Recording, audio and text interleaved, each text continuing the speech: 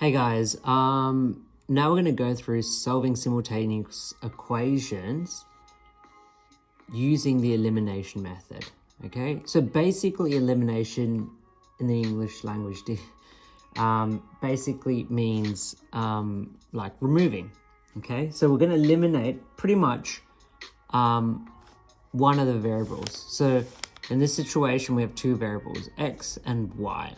So we're going to remove either one of these first to identify the value of x and to identify the value of y. So if we're going to eliminate, for example, the x variable, then we'll end up finding what the y will be equal to because we've eliminated it. Once we've found out what the y is equal to, we can then use the y variable, the value of the y variable, to identify what the x is equal to. Okay, so basically elimination involves the addition or subtraction of two equations to remove one variable. So this first example shows x minus 2y is equal to 1. We're going to label that as equation 1. And the second equation says negative x plus 5y is equal to 2. So we're going to label that as equation 2. So in terms of elimination, it says we can either add or subtract. So it seems as though if we've added both equation 1 and equation 2, okay, so say for example, if we add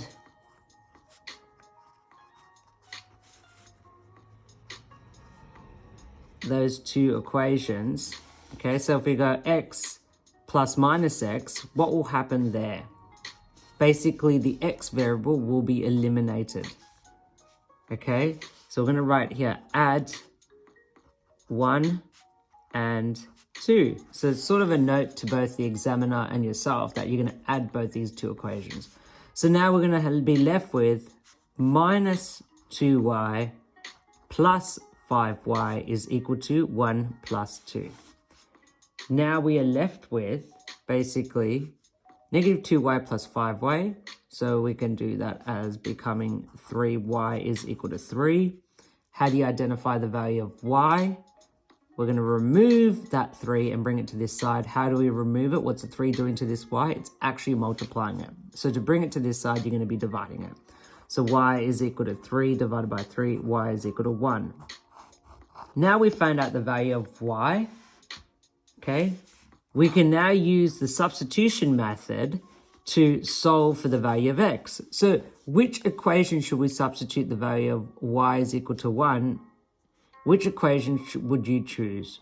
It doesn't actually really matter, but you know, there are two ways of doing it. So I'm going to substitute it in this equation only because we'll be dealing with a negative x. So if I substitute in here, we'll be dealing with a positive x. That's my personal preference. So we're going to write down here, substitute y is equal to 1 in equation 1. And also we're dealing with lower numbers in equation 1. In this equation, we're dealing with higher numbers, 5 and 2.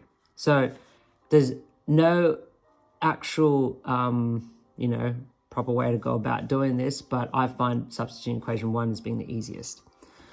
So now if we're going to substitute it in equation 1, okay, we'll write down equation 1, x minus 2y is equal to 1.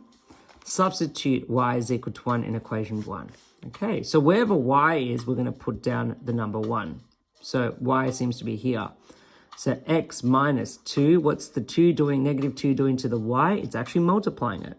So we're going to put down the y, and then that's equal to 1.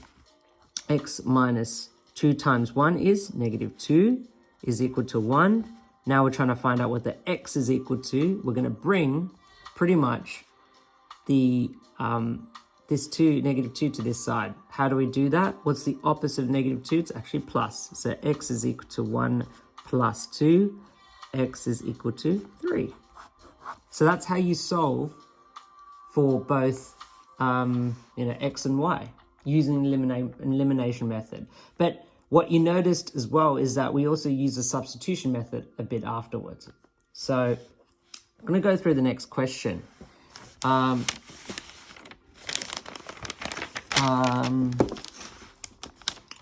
So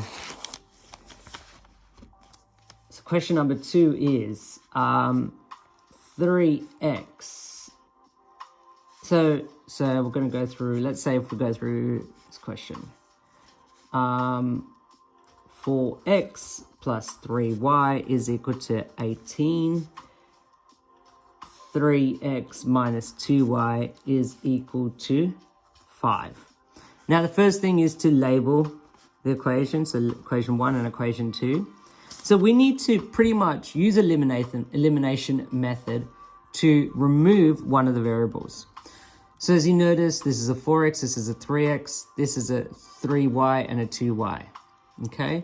So how can we remove it if they are both different values? So this is 4x, this is 3x. You can't simply add it. If you added this and this, it becomes 7x. And if you added this and this, it would become 1y. So I would suggest making one of the variables the same. So what can, I would suggest probably changing this 3y and the 2y into something that they both go into. So what can they both go into? Okay. So simply multiplying the equation 1 by the number 2. So equation number 1, we're going to multiply by 2, and equation number 2, we're going to multiply it by 3. So what happens then when we multiply it? Basically, you're making the coefficient of y equal in size, but in the opposite sign. So basically, you're going to multiply the coefficient of y, and you're going to make it become 6. So if we're going to go about doing this, equation number 1, we're going to multiply by 2. So 2 times 4x is 8x plus 6y is equal to 2 times 18 is 36. Remember, when you multiply it by 2, you're going to multiply everything in equation 1 by 2. That includes this, this, and this. Now that's labeled as a new equation as number 3. Now we're going to multiply equation number 2 by 3. So that's 3x times 3 is 9x. Times this one by 3 is negative 6y. And multiply the 5 by 3 is 15. That's equation 4 now. The reason why I changed this number of equations is because they're different equations now, because we multiply by different numbers. So now can we add equation 3 and 4? Yes, you can. And once we've added these two equations, what variable will be eliminated? It's actually these two. So let's go about doing this. So it's, let's go equation 3 plus equation 4. So equation 3 plus equation 4, that means this plus this. So 8x plus 9x is 17x plus 6y minus 6y is equal to 0. Now 36 plus 15 is 1, 11, carry the 1 over here, 4, 51. Now you're left with x is equal to 51. How do you find out the value of x? You need to remove what's annoying it. So it's a 17. 51 divided by 17. So if you work out what that is equal to on your calculator, you will find that out. So let's try that out. So you should have got 51 divided by 17. That is equal to the number 3. So now you found out what the value of x is. Now you will be using that value of x to find out what the value of y is equal to. So substitute x is equal to 3, and which equation would you like to substitute it in?